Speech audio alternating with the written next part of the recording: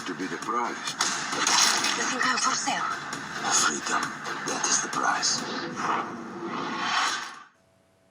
Hello everybody, welcome back to Screenstars. I'm here today to bring you my review for the 2016 martial arts sequel, Undisputed Fight for Freedom. The film is directed by Todo Chapakanov.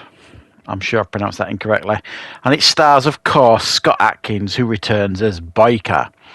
This time round, we meet Boyka. He is trying to make a name for himself as a legitimate fighter now. He's climbing the ladder, he's climbing the ranks, and he gets an opportunity.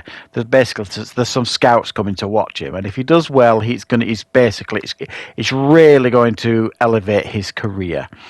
He's turned over a new leaf, really. He donates to the local church. You know, he's taken an interest in church and the Bible and all this kind of stuff. So he's a bit of a changed man, but he is still very much got the passion and the desire to fight.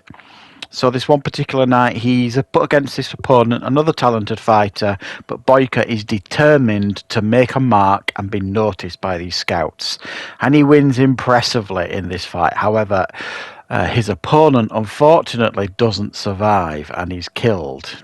This has a devastating effect on Boyka as he realizes what he has become. So he heads off back to Russia to meet the widow of the fighter he killed. And once there, he discovers that she has been taken by the local gangster as a way to pay off the fighter's debt. So she has no choice but to work for this local gangster, working in his club, and she is desperate to get away from this. Boyka offers himself to the local gangster to fight for him, and when he has finished 3 fights, he wins her freedom. As you could imagine, this doesn't necessarily go well and according to plan. Right, what are my thoughts on Undisputed Fight for Freedom?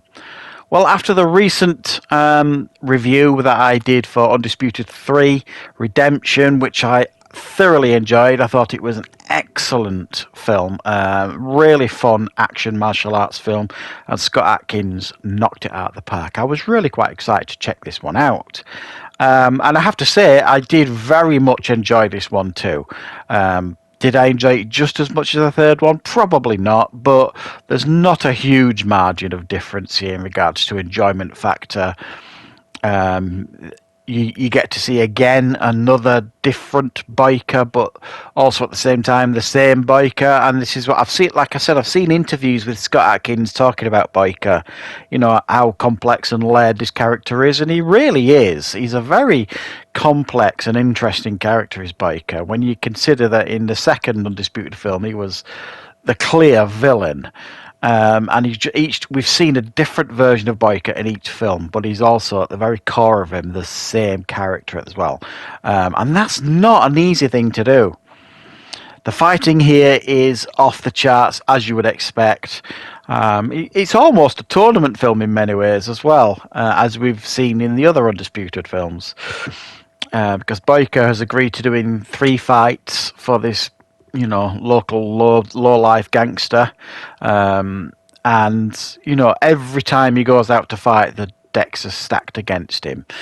The first fight is against a very talented fighter, and then the second fight he's got to go up against 2 very talented fighters at the same time, and he's got to come through all these things because he knows that he has got this woman's freedom in his hands, and he believes that he owes her that much for taking the life of her husband. And you actually see as well, there's quite a nice development in the relationship between himself and this widow of the fighter that he killed. There's nothing sexual about it. He just wants to make sure she's all right.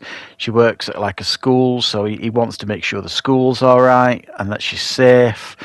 And it's quite a nice relationship between the two of them. Initially, she despises him when she finds out what he's done, and ultimately she comes to respect him really as the movie goes on. So I thought it was a nicely put together, interesting story that You could argue by the end, it got a little bit silly.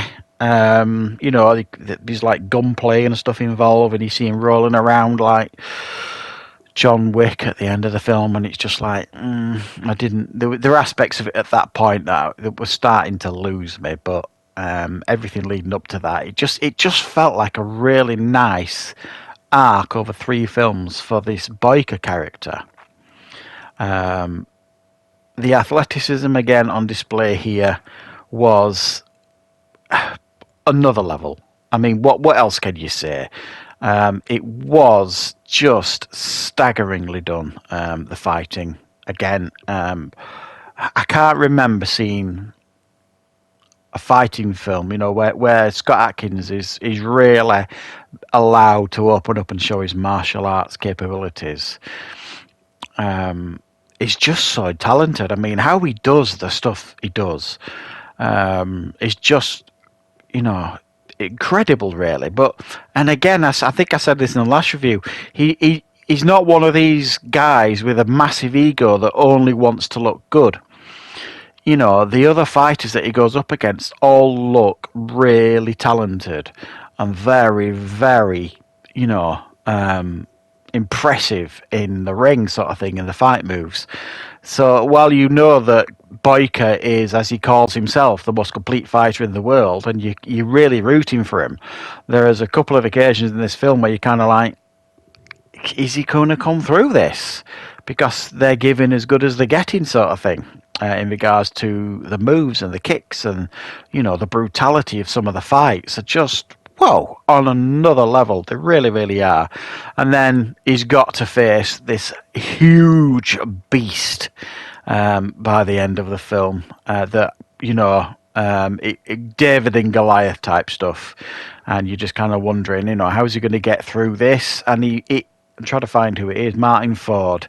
That's it. I suppose if you follow fighting, and you'll know who Martin Ford is. He plays a legitimate, massive threat to Boyka in this film, and a really fun, interesting last fight as well. So, yeah, I had a good time with this one. I really hope we do get a chance to see another Boyka film. I know Scott Adkins now it's 8 years since he's visited this character, and he's. I don't really want to say he's getting on a bit, but he's certainly not at the level he can't be. When he did Undisputed 3, it was 2010. We're talking 14, 15 years ago.